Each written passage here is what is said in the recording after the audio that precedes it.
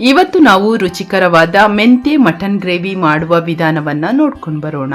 ಬೇಕಾಗುವ ಪದಾರ್ಥಗಳು: ಮೆಂತೆ ಸೊಪ್ಪು ಸ್ವಲ್ಪ, ಮಟನ್ ಅರ್ಧ ಕೆಜಿ, ತೆಂಗಿನ ಹಾಲು ಸ್ವಲ್ಪ, ಅರಿಶಿಣದ ಪುಡಿ ಸ್ವಲ್ಪ, ಬೆಳ್ಳುಳ್ಳಿ ಶುಂಠಿ ಸ್ವಲ್ಪ, ಹಸಿ ಮೆಣಸಿನಕಾಯಿ 3ರಿಂದ 4, ಗರಂ ಮಸಾಲ ಪುಡಿ ಅರ್ಧ ಚಮಚ, ಈರುಳ್ಳಿ 1, ಟೊಮೆಟೊ 1 ಚಿಕ್ಕದ್ದು, ಎಣ್ಣೆ ಸ್ವಲ್ಪ, ಉಪ್ಪು ರುಚಿಗೆ ತಕ್ಕಷ್ಟು. ಮಾಡುವ ವಿಧಾನ: ಮೊದಲು ಬಾಣಲೆಯಲ್ಲಿ ಎಣ್ಣೆ ಹಾಕಿ ನಂತರ ಹೆಚ್ಚಿದ ಈರುಳ್ಳಿ, ಅರಿಶಿನ ಹಾಕಿ ಅದು ಕಂದು ಬಣ್ಣಕ್ಕೆ ತಿರುಗಿದ ಮೇಲೆ ಅದರಲ್ಲಿ ರುಬ್ಬಿಟ್ಟುಕೊಂಡ ಮೆಣಸಿನಕಾಯಿ ಹಾಕಿ ಸ್ವಲ್ಪ ಹುರಿಯಿರಿ. ಆಮೇಲೆ ಇದಕ್ಕೆ ಮಟನ್ ಹಾಕಿ ಮತ್ತೆ ಫ್ರೈ ಮಾಡಿ. ನಂತರ ಅದಕ್ಕೆ ಹೆಚ್ಚಿದ ಮೆಂತ್ಯ ಸೊಪ್ಪು ಹಾಕಿ ನಂತರ ಹಸಿ ಶುಂಠಿ ಮತ್ತು ಬೆಳ್ಳುಳ್ಳಿ ಪೇಸ್ಟ್ ಹಾಕಿ ಸ್ವಲ್ಪ ಫ್ರೈ ಮಾಡಿ. ಇದಕ್ಕೆ ಕೊಬ್ಬರಿ ಹಾಲು ಹಾಗೂ ಗರಂ ಮಸಾಲ ಪೌಡರ್ ಹಾಕಿ ಕುದಿಯಲು ಬಿಡಿ. ನಂತರ ಸ್ವಲ್ಪ ಉಪ್ಪು ಹಾಕಿ ಮತ್ತೆ ಕುದಿಸಿ.